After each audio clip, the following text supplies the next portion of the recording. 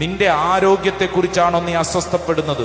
ഒരുപക്ഷെ വൈദ്യശാസ്ത്രം പറഞ്ഞിരിക്കുന്നു, ഈ രോഗം നിന്റെ അവസാനമാണ്, നീ ജീവിതകാലം മുഴുവൻ മരുന്ന് കഴിക്കേണ്ടി വരും, നീ ഇനി രക്ഷപ്പെടത്തില്ല, നീ എഴുന്നേറ്റ് നടക്കത്തില്ല, നിന്റെ അവസ്ഥ ഇങ്ങനെയായിരിക്കുമെന്ന് നാട്ടുകാരും വീട്ടുകാരും വൈദ്യശാസ്ത്രവും ലോകവും നിന്നെ പഠിപ്പിച്ചിട്ടുണ്ടാവും. എന്നാൽ ഈ ശുശ്രൂഷ സമയത്ത് നീ വിശ്വസിച്ച് ഏറ്റെടുക്കുന്നു, എൻ്റെ പിതാവ് പ്രവർത്തന നിരതനാണ്, ഞാനും പ്രവർത്തിക്കുന്നു. യെസ്, എൻ്റെ ഉള്ളിൽ ഇതാ എൻ്റെ ദൈവം പ്രവർത്തിക്കുന്ന സമയം.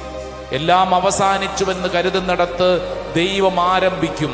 യേശുവിനെ കല്ലറയെങ്കിൽ അടക്കം ചെയ്തപ്പോൾ യഹൂദ ജനം ചിന്തിച്ചു, പട്ടാളക്കാര് ചിന്തിച്ചു, ഇവന്റെ ചരിത്രം തീർന്നു, ഇനി ഇവന്റെ ജീവിതമില്ല.